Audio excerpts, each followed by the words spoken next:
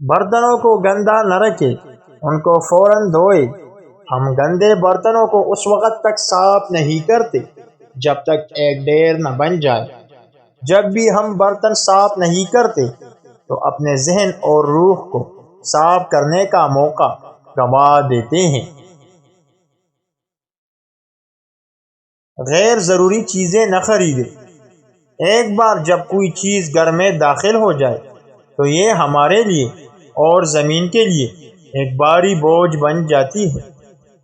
کم سامان کے ساتھ ذہن پرسکون رہتا ہے۔ صبح سب سے پہلے گھر کی صفائی کریں۔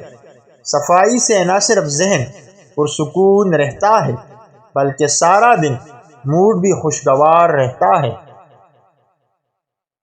چیزوں کی دیکھ بھال کریں اور ضرورت پڑنے پر مرمت کریں۔ اگر آپ کسی چیز کو احتیاط سے استعمال کرتے ہیں اور اس کی مرمت کرتے ہیں تو آپ دیکھیں گے کہ نہ صرف چیزوں کے ساتھ آپ کا تعلق تبدیل ہوگا بلکہ آپ کا لوگوں سے تعلق رکھنے کا طریقہ بھی تبدیل ہو جائے گا۔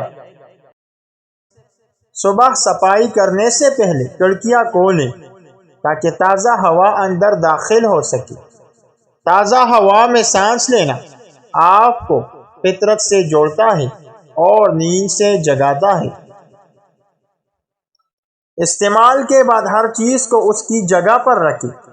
سونے سے پہلے اپنی استعمال شدہ چیزوں کو ان کی جگہ پر رکھیں، لیکن ایسا کرنے کے لیے سب سے پہلے ہر چیز کی ایک مخصوص جگہ ہونا ضروری ہے۔ دیکھیں کہ آپ کے گھر میں کوئی دراز یا الماری تو کھلی نہیں ہے۔ چیزوں کو کھلا نہ چھوڑیں۔ سب کچھ بند کرنے سے انسان گھر میں سکون محسوس کرتا ہے۔